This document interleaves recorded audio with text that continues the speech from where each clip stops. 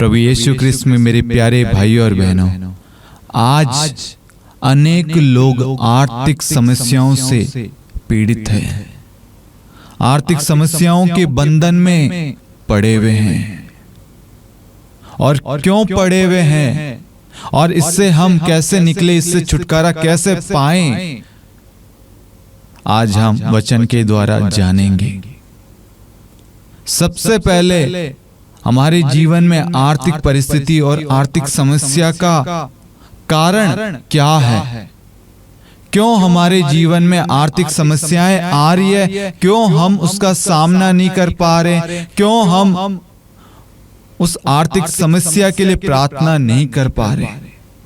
आज हर एक व्यक्ति आर्थिक समस्या से गुजर रहा है, कोई फाइनेंशियली रूप से, कोई पारिवारिक रूप से, कोई व्यक्तिगत रूप से।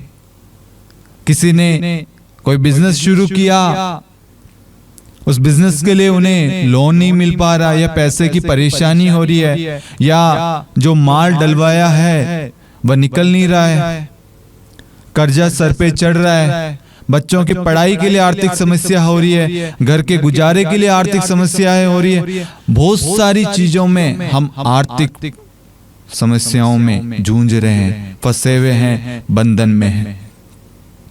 इसके लिए हम सबसे पहले जानेंगे वचन में। प्रभु का पवित्र वचन कहता है, विधि विवरण ग्रंथ अध्याय 8 वाक्यांश 18, अपने प्रभु ईश्वर का स्मरण करते रहो, वही तुम्हें संपत्ति एकत्र करने का सामर्थ्य प्रदान करता है, क्योंकि वह आज तक वह विधान बनाए रखता है जिसे उसने शपथ खाकर तुम्हारे पूर्वजों के लिए निर्धारित किया था।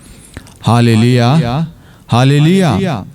प्रभु का वचन कहता है, अपने प्रभु ईश्वर का स्मरण करते रहो, वही तुम्हें संपत्ति एकत्र करने का सामर्थ्य प्रदान करता है। Hallelujah, hallelujah. मेरे प्यारे भाई और बहनों, हमें ये समझना है, ये जांचना है और ये जानने की जरूरत है, क्या मैं अपने दैनिक जीवन में, अपने दैनिक कार्य में प्रभु का स्मरण करता हूँ, प्रभु को याद करता हूँ, प्रभु से पूछता हूँ, प्रभु से प्रार्थना करता हूँ, प्रभु को धन्यवाद देता हूँ, प्रभु की इच्छा को जानने की कोशिश करता हूँ, प्रभु के साथ में मेरा संबंध कैसा है, प्रभु के साथ में क्या मैं समय व्यतीत करता हूँ, प्रभु के मंदिर में मैं जाता हूँ, पाप स्वीकार करता हूँ, प्रभु के बताए आदेश का पालन करता हूँ, प्रभु के बताए हुए अनुसार दशमांश देता हूँ, प्रभु के बताए हुए अनुसार क्या मैं दूसरों की मदद करता हूँ, दूसरों को क्षमा करता हूँ, दूसरों को प्रेम करता हूँ, दूसरों का आदर करता हूँ। हमें हर एक चीज जानने की जरूरत है मेरे प्यारे भाइयों और बहनों। प्रभु का वचन कहता है, अपने प्रभु ईश्वर का स्मरण करते रहो, वही तुम्हें संपत्ति एकत्र करने का सामर्थ्य प्रदान करता है। इसका मतलब यह है, यदि आप प्रभु को समय देंगे, प्रभु की इच्छा को जानेंगे, प्रभु से प्रार्थना करेंगे, प्रभु के साथ में आप मेल मिलाप करेंगे, प्रभु की इच्छा को जानने की कोशिश करेंगे, प्रभु के बताए हुए मार्ग पर चलेंगे, किसी का बुरा नहीं चाहेंगे, तो प्रभु आपको संपत्ति यानी धन दौलत, आपके काम के लिए, आपकी आर्थिक स्थिति को मजबूत करने का सामर्थ्य आपको ईश्वर प्रदान करता है। वचन कहता है, वही तुम्हें संपत्ति एकत्र करने का सामर्थ्य प्रदान करता है। कौन करता है? हमारा ईश्वर। आज मेरे प्यारे भाइयों और बहनों, आज कहीं ना कहीं हम इतने व्यस्त हो गए हैं हमारे कामकाज के अंदर कि हम प्रभु का नाम लेना भी उचित नहीं समझते। हमारे पास में समय ही नहीं है ईश्वर के लिए समय निकालने के लिए। हमारे पास में 5 मिनट नहीं है ईश्वर को धन्यवाद देने के लिए। हम इतने व्यस्त हो गए हैं कि काम के सिवा हमें कुछ नहीं दिखता। हम कामकाज में इतने खो गए हैं, इतने व्यस्त हो गए हैं जो प्रभु हमें आशीष देना चाहता है, आशीर्वाद देना चाहता है, वह हमारी उन्नति चाहता है, हमारी प्रगति चाहता है, हमें अपने वरदानों से भरना चाहता है, हमारे कामकाजों को ब्लेस करना चाहता है, हमारे परिवार को आशीर्वाद देना चाहता है। लेकिन हम उस दयालु करुणा में ईश्वर को समय नहीं देते।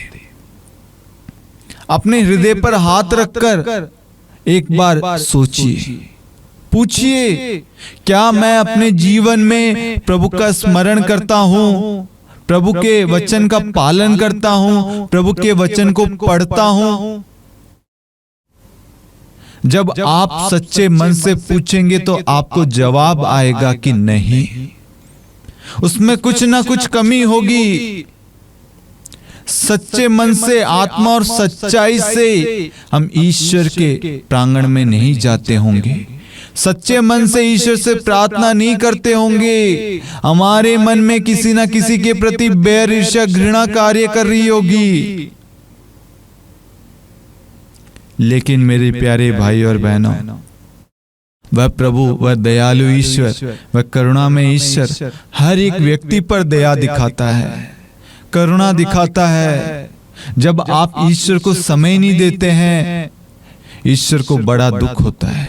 वह आपके लिए, आपके परिवार के लिए आशीर्वाद लेकर आया है। वह आप पर दया करना चाहता है, वह आपसे बात करना चाहता है। आपके वंशजों को, आपके घर को, आपके कामकाज को वह आशीर्वाद देना चाहता है। जहां कहीं पे भी आप जाते हैं, प्रभु आपको सुरक्षित और आपकी यात्रा को सफल बनाना चाहता है।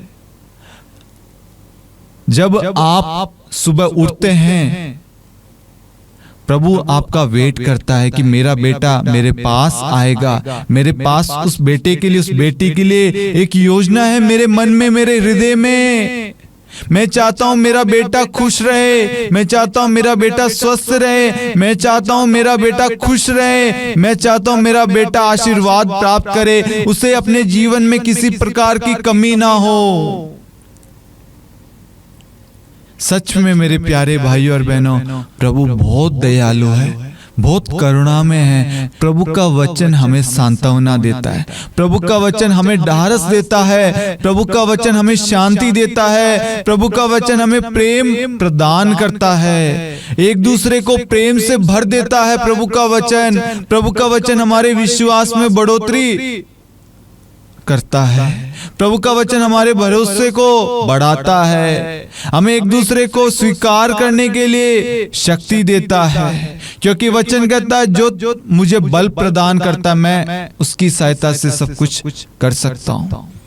यदि आज आप आर्थिक समस्याओं से ग्रसित है, पीड़ित है, आप छुटकारा पाना चाहते हैं, अपने जीवन में सबसे पहले अंगीकार कीजिए कि मैं कुछ नहीं कर सकता इस परिस्थिति का, मैं इस परिस्थिति को नहीं बदल सकता। चाहे आप किसी के पास भी चल जाए, कोई भी व्यक्ति आपकी परिस्थिति को नहीं बदल सकता, लेकिन आपकी परिस्थिति को सिर्फ एकमात्र व्यक्ति है जो बदल सकता है, वो है यीशु मसीह। वो सच्चा खुदा, वो प्रेमी ईश्वर, वो दयालु ईश्वर, वो करुणा में ईश्वर सिर्फ यीशु मसीह है जो आपकी परिस्थिति को बदल सकता है। क्योंकि प्रभु का वचन कहता है, जो मनुष्य के लिए असंभव है वह ईश्वर के लिए संभव है, क्योंकि ईश्वर के लिए कुछ भी असंभव नहीं है, नामुमकिन नहीं है। मैं आपको एक बात बताना चाहूंगा। मैं आज बहुत सारे युवाओं को देखता हूं, वो प्रभु के पास में कुछ समय के लिए आते हैं, जब उन्हें आशीष मिलती है, आशीर्वाद मिलता है, प्रभु का अभिषेक मिलता है, नौकरी मिलती है और वे नौकरी में व्यस्त हो जाते हैं, धीरे धीरे प्रभु को समय देना कम कर देते हैं। प्रभु के साथ में उनका रिश्ता कमजोर होने लगता है। प्रभु को जो समय देना होता है वह समय हम कामकाज को, अन्य चीजों को देते हैं, हम प्रभु से दूर हो जाते हैं। जिस प्रभु ने आपको अभिषेक दिया, अनुग्रह दिया, कृपा दी, आशीष दी, आशीर्वाद दिया, जॉब दिया, परिवार दिया, संतान दी, घर दिया, आज आप उस ईश्वर को भूलते जा रहे हैं, उसकी दया को, उसकी करुणा को ठुकरा रहे हैं, उसके आशीर्वाद से आप वंचित होते जा रहे हैं। प्रभु आपको दूर नहीं कर रहा, आप प्रभु से खुद दूर हो रहे हैं, क्योंकि शैतान आज आपके जीवन में कार्य कर रहा है, आपको धन दौलत, जमीन जायदाद प्रलोभन दे रहा है। यदि तू मेरी सेवा करेगा, यदि तू मेरे बताए हुए मार्ग पर चलेगा, मैं तुझे ये सब कुछ दे दूंगा।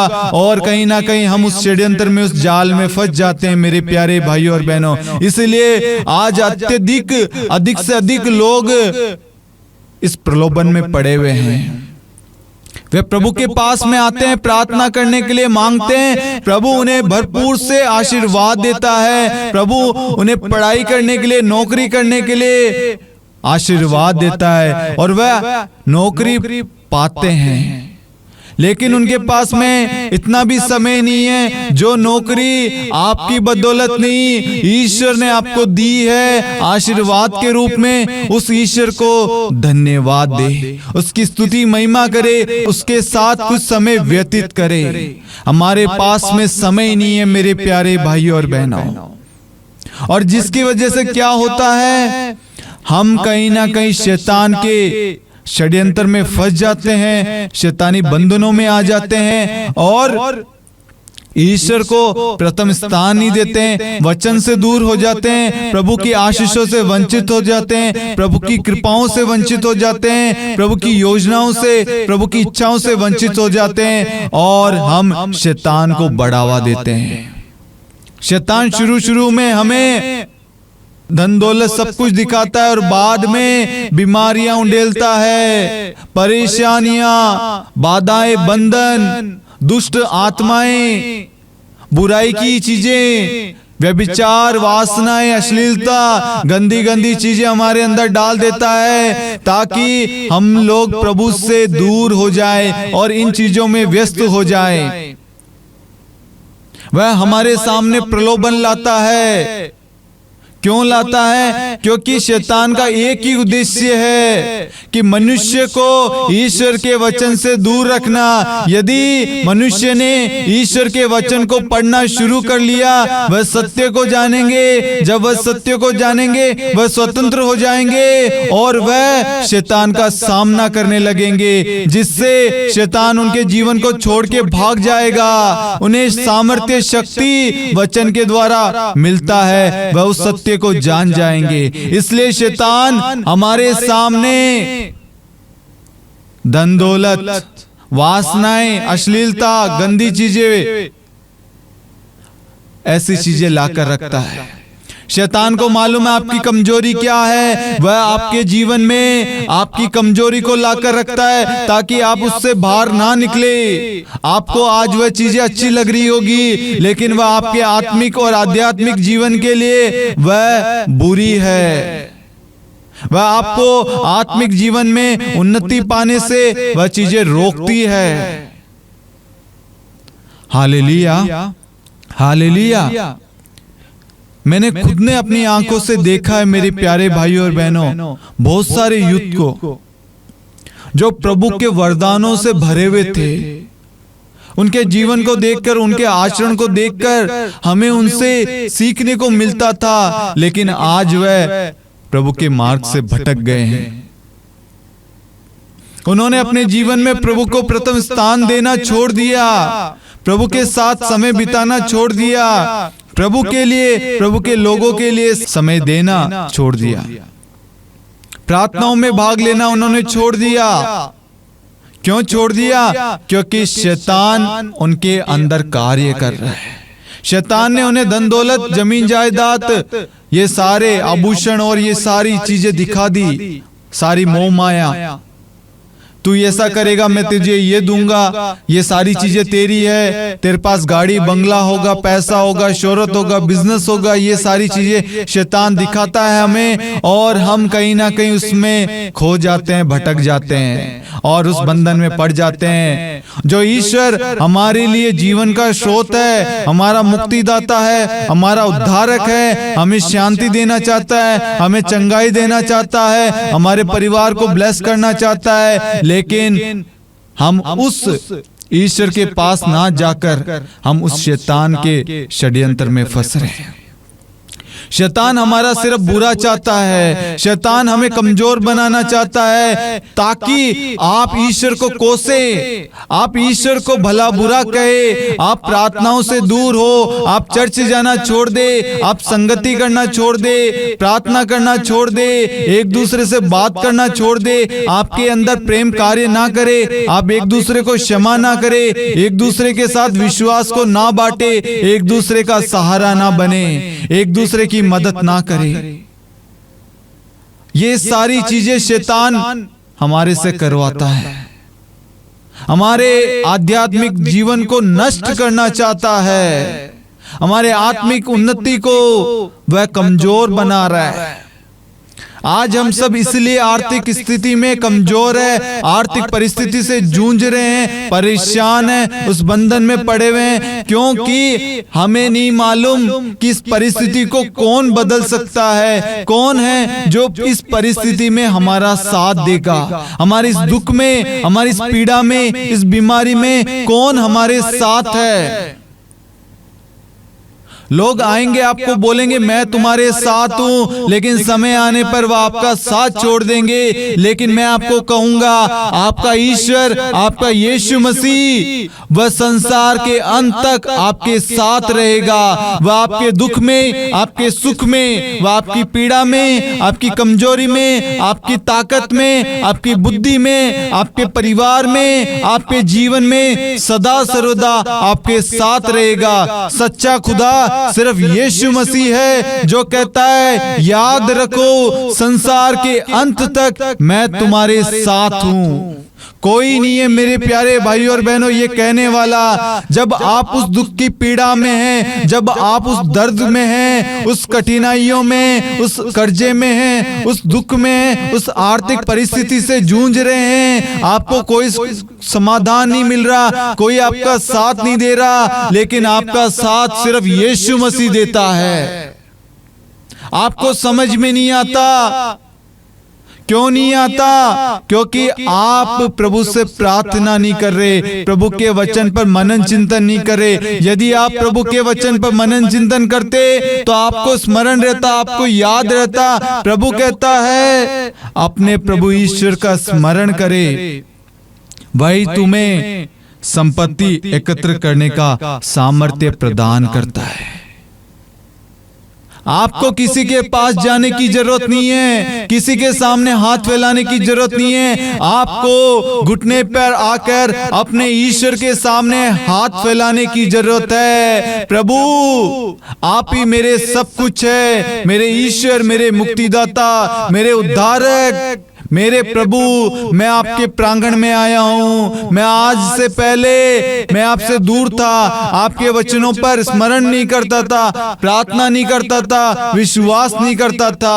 आप जब पश्चातापी हृदय के साथ सच्चे मन से प्रभु के प्रांगण में जाएंगे, प्रभु से क्षमा मांगेंगे, मैं आपको बताना चाहूंगा प्रभु आपको, आपके परिवार को, आपके आर्थिक स्थिति को बदल देगा, आशीर्वाद देगा, आशीष देगा।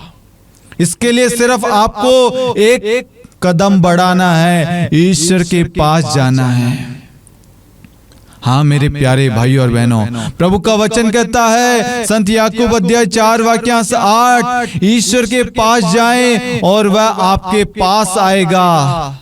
अपने हाथों को शुद्ध करके, अपने हृदय को पवित्र करके हमें ईश्वर के मंदिर में जाना है, ईश्वर के प्रांगण में जाना है, ईश्वर के पास जाना है। जब हम सच्चे मन से अपने दुख और तकलीफ, अपनी पीड़ा को लेकर प्रभु के पास में जाते हैं, प्रभु उस दुख में, उस तकलीफ में, उस पीड़ा में हमारा साथ देता है। सच में आपको ईश्वर सांत्वना देगा, आपको शांति देगा, आपके दुख का मजाक नहीं उड़ाएगा। दुनिया आपके दुख का, आपकी पीड़ा का, आपकी तकलीफ का मजाक उड़ाएगी, हंसी उड़ाएंगे, लेकिन वह ईश्वर आपके लिए रोता है, वह ईश्वर आपके लिए समय निकालता है। वह चाहता है मेरा बेटा मेरे पास आए। हम देखते हैं उड़ाऊ पुत्र के बारे में। उड़ाऊ पुत्र व्यभिचार में पड़ गया था, धन दौलत बेच के गलत संगति में आ गया था, अपने पिता से रिश्ता तोड़कर वह चला गया था। लेकिन जब उसे एहसास हुआ, जब उसने पश्चाताप किया, जब उसने सत्य को जाना, वह जिस भी अवस्था में था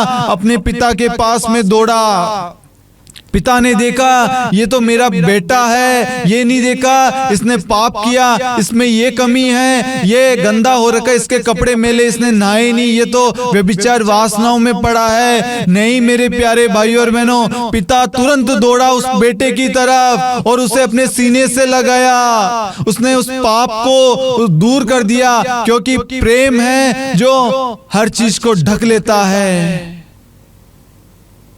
सिर्फ यीशु मसीह है जो आपके पापों को, आपके अपराधों को गिनाता नहीं है। वह चाहता है फिर कभी आप पाप नहीं करना। ईश्वर चाहता है तुम आशीर्वाद प्राप्त करो। ईश्वर चाहता है तुम्हारे बच्चे अच्छे से पढ़ाई लिखाई करे, उन्नति करे, आशीर्वाद प्राप्त करे। ये सब कुछ हमें मिलेगा ईश्वर को समय देने से, ईश्वर का स्मरण करने से, वचन पढ़ने से, प्रार्थना करने से, समय के अनुसार पश्चाताप करने से।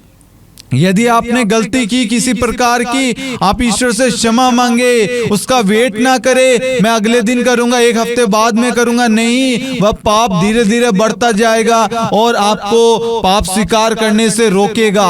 आज आपने गलती की, आप तुरंत जाइए पुरोहित के पास में और अपना पाप स्वीकार कीजिए। वह पाप तुरंत आपके जीवन से हट जाएगा, क्योंकि प्रभु आपके जीवन पर करुणा करना चाहता है, आपके जीवन को बदलना चाहता है, आपके जीवन को आशीर्वाद देना चाहता है। Hallelujah, hallelujah.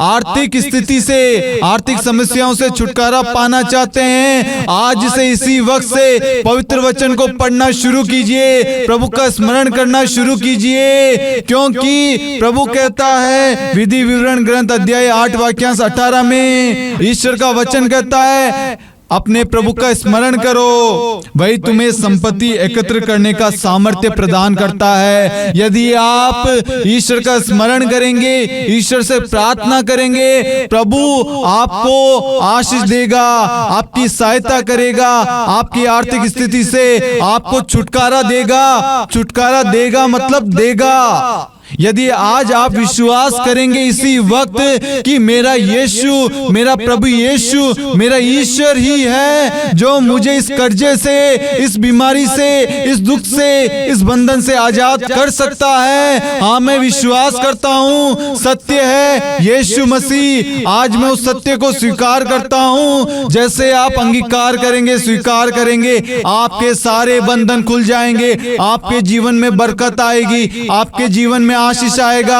अनुग्रह कृपाएं स्वर्ग से प्रभु अपने भंडारों को खोल देगा। आपके बच्चों के जीवन में, आपके कामकाज में आशीषें बरसेगी, आप और आपका घराना आशीर्वाद प्राप्त करेगा। प्रभु आपके द्वारा दूसरों की सहायता करेगा।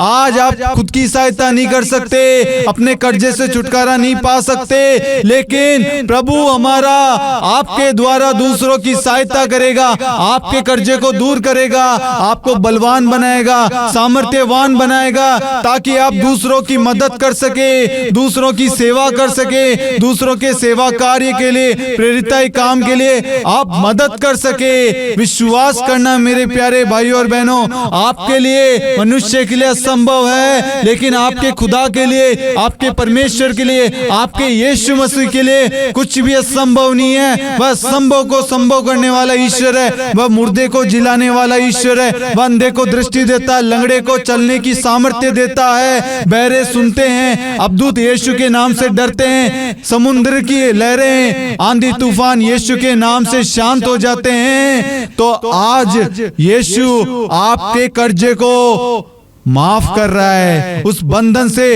आपको आजाद कर रहा है। विश्वास करना, आज का वचन आपके लिए, आपके परिवार के लिए, आपके परिवार के प्रत्येक सदस्यों के लिए है। आज से अपने जीवन में प्रभु को प्राथमिकता देना, प्रथम स्थान देना। आप देखना, आपकी स्थिति जो थी वो क्षण भर में आनंद में बदल जाएगा। मैं आपको कहना चाहूंगा, जेरुस की बेटी मर गई थी। जेरुस प्रभु के पास में गया और कहा, प्रभु मेरे साथ मेरे घर में चलिए, मेरी बेटी मरने को है। आप उसके सर पे हाथ रखेंगे, वह जीवित रहेगी, वह जी जाएगी। जिस घर में विलाप चल रहा था, कोलाहल था, दुख था, उस घर में जैसे प्रभु का आगमन हुआ, प्रभु प्रवेश करते हैं, वहां पर वह दुख आनंद में बदल जाता है। जो बेटी मर गई थी वह पुनः जी उठती है। प्रभु उस बेटी का हाथ पकड़कर कहते हैं, तालिता कुम, उठो, और वह उसी क्षण खड़ी होती है। रक्तस्राव से पीड़ित महिला जो 12 साल से इलाज कर करके थक गई थी, वह निराशा में थी, डिप्रेशन में गई होगी, कर्जे में होगी, पैसा नहीं होगा, दवाइयां ले लेके थक गई, वह हार गई, वह मन ही मन निराश होगी, पीड़ा में होगी, दुखी होगी, अपने आप को कोस रही होगी। लेकिन उसे एक आशा की किरण दिखी, यीशु मसीह, यदि मैं उस ईश्वर का, प्रभु यीशु का पल्लू भर भी छू लूंगी तो मैं चंगी हो जाऊंगी। उसने मन ही मन विश्वास किया, उसके विश्वास ने उसे चंगा किया।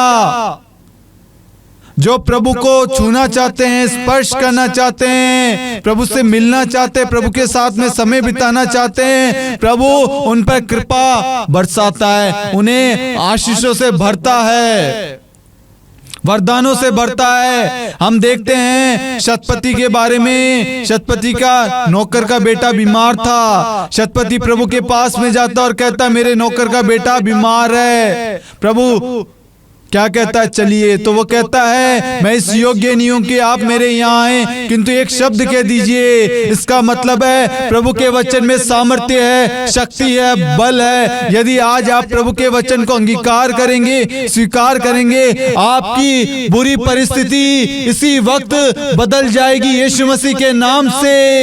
Hallelujah, hallelujah. और हम क्या देखते हैं, शतपति का नौकर का बेटा जो उसके घर में था, प्रभु का वचन जाकर उसे चंगा करता है।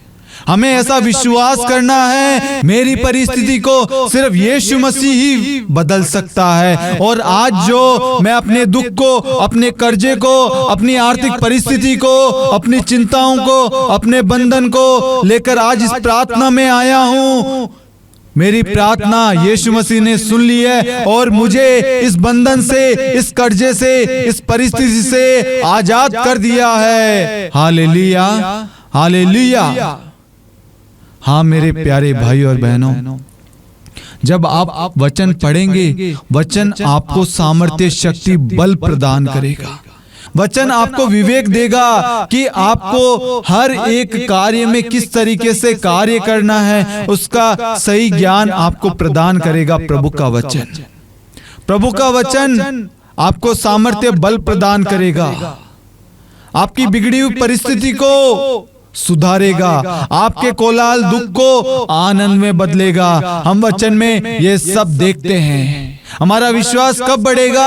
हमारा विश्वास जब बढ़ेगा जब हम पवित्र बाइबल को खोलकर पढ़ेंगे, वचन के एक एक शब्द पर मनन चिंतन करेंगे और वचन को समझेंगे, वचन को सुनेंगे। जब हम वचन को सुनेंगे, वचन हमारे अंदर कार्य करेगा, हमारे विश्वास में बढ़ोतरी होगी और कोई भी शैतानी शक्तियां कार्य नहीं करेगी और हमारे विश्वास को तोड़ नहीं पाएगी, क्योंकि हमने ईश्वर के सामर्थ्यशाली वचन को सुना है, ईश्वर के शब्द को सुना है, जो मुर्दे को जिलाता है, जो असंभव कार्य को करता है, जो अद्भुतों को निकालता है, जिस नाम से शैतान डरता है। हमने उस सत्य को जान लिया है, उस नाम को जान लिया है, वह नाम है यीशु मसीह। आज हम यीशु मसीह के नाम से हर बंधन को, हर दुख को, हर पीड़ा को, हर आर्थिक समस्याओं को आदेश देते हैं, हमारे जीवन से इसी वक्त निकल जा। यीशु मसीह के नाम से हम ये प्रार्थना करते हैं। आमीन, आमीन, आमीन। Hallelujah, hallelujah. आपके हर परिस्थिति का, हर चीज का समाधान पवित्र वचन में है।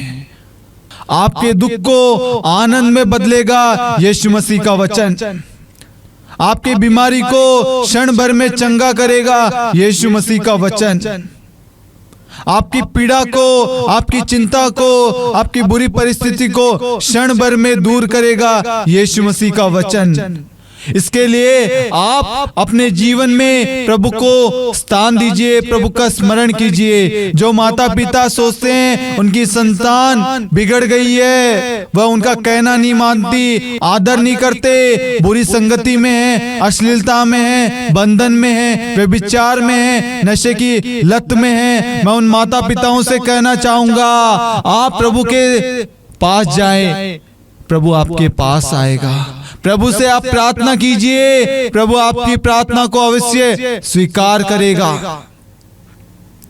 संत मोनिका के बारे में हम देखते हैं, उनका बेटा संत अगस्तीन जो नशे में था, गलत रिश्तों में था, लेकिन वह माँ उस बेटे के लिए प्रार्थना करती थी, आंसू बहाते, और अंत में क्या होता है? उस माँ की प्रार्थना ईश्वर सुनता है और संत अगस्तीन आज महान संत कहलाते हैं। आपकी प्रार्थना द्वारा किसी का भी जीवन बदल सकता है और हमने अपनी आंखों से देखा है, अपने कानों से सुना है। इसलिए वचन के लिए कुछ भी असंभव नहीं है। जो लोग बोलते हैं मेरी परिस्थिति नहीं बदलेगी, मेरे कष्ट दूर नहीं होंगे, मेरे दुख नहीं हटेंगे, मेरी बीमारी मुझे चंगा नहीं होने देगी, बीमारी से मुझे चंगाई नहीं मिलेगी, ये कैंसर, ये बड़ी बड़ी बीमारियां मेरा साथ नहीं छोड़ेगी, मैं इसी बीमारी में पड़ा रहूंगा, मैं उनको कहना चाहूंगा यीशु मसीह का वचन आपकी हर परिस्थिति को बदलने में सक्षम है, समर्थ है।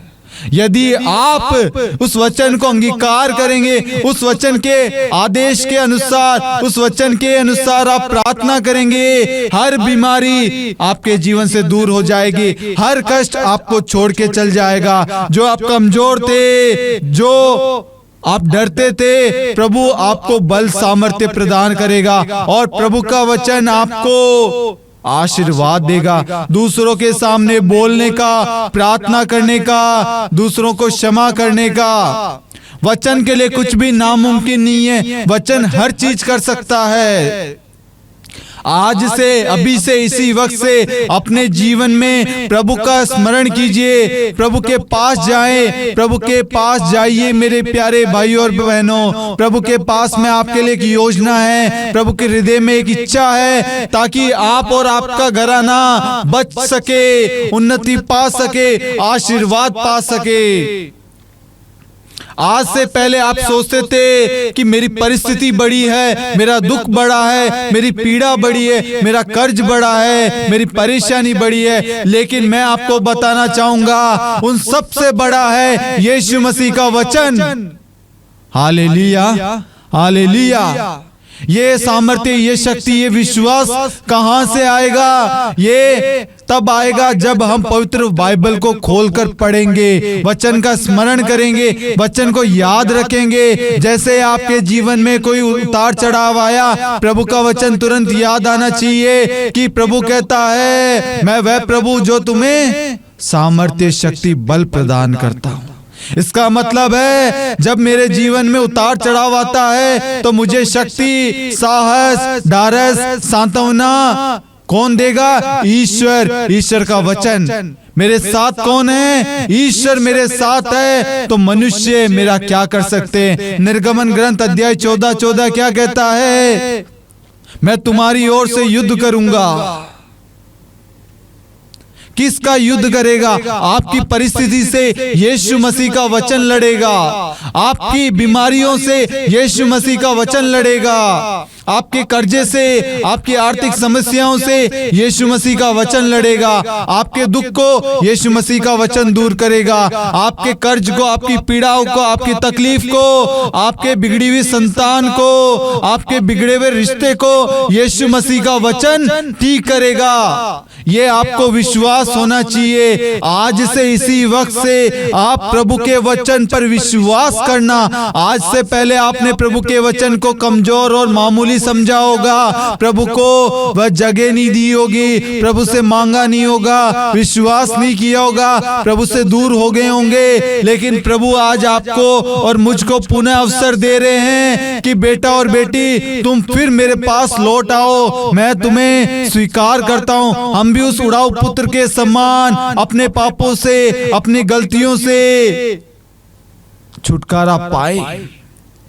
जब हम पश्चाताप करेंगे, वचन कहता पश्चाताप और स्वीकृति में ही तुम्हारा कल्याण है। हमें स्वीकार करना है, मैंने जो भी किया है गलत किया है। मैंने उस करुणा में, उस दयालु ईश्वर का अपमान किया है। उसको छोड़कर मैं अन्य चीजों के पीछे भाग रहा था। वह ईश्वर जो मेरे लिए क्रूस पर बलिदान हुआ, वह ईश्वर जो मैंने पाप किए उसके लिए उसने कोड़े खाए। जो पाप, जो गलतियां, जो अपराध, जो दुष्ट आदतें मेरी थी, उनको छुटकारा देने के लिए, उससे मुक्त करने के लिए यीशु मसीह क्रूस पर बलिदान हुआ। मेरे प्रेम की खातिर वह मुझे बचाना चाहता था और मेरे लिए वह बलिदान हुआ।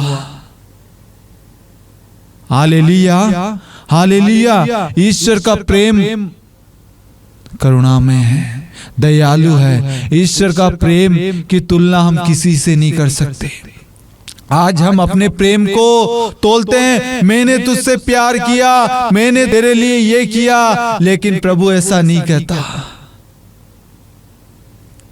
प्रभु हमसे ये कहता है, चाहे कोई तुम्हें छोड़कर चल जाए, चाहे दूध पिलाने वाली माँ तुम्हें छोड़ दे, लेकिन मैं तुम्हें कभी नहीं छोड़ूंगा। मैं संसार के अंत तक तुम्हारे साथ रहूंगा।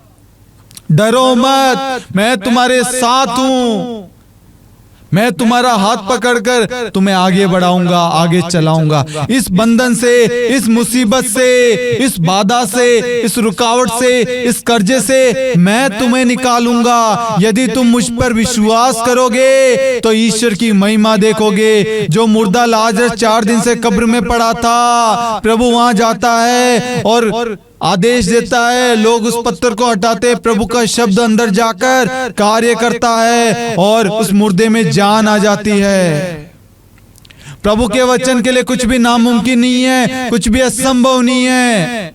प्रभु का वचन जो निसंतान है उन्हें संतान प्रदान करता है। प्रभु दूसरों को आशीर्वाद देता है, दूसरों को आशीष देता है। प्रभु के वचन में आशीर्वाद है, अभिषेक है, आशीषें हैं। इसलिए आज से अपने जीवन में पवित्र वचन को स्थान दीजिए, पवित्र वचन को पढ़ना शुरू कीजिए। प्रभु के प्रांगण में जाइए, प्रभु के साथ में समय बिताइए। अपने जीवन में प्राथमिकता प्रभु को दीजिए। जब आप प्रभु को समय देंगे, प्रभु आपके जीवन में आशीषें भर देगा, आपको कामकाज देगा, आपके कामकाज को ब्लेस करेगा। आपको किसी प्रकार की परेशानी नहीं होगी। Hallelujah, hallelujah. प्रभु का वचन कहता है, विधि विवरण ग्रंथ अध्याय 28 वाक्यांश 2, जब तुम प्रभु ईश्वर की वाणी पर ध्यान दोगे तब तुम्हारा कल्याण होगा और वह तुम्हारे साथ देते रहेंगे।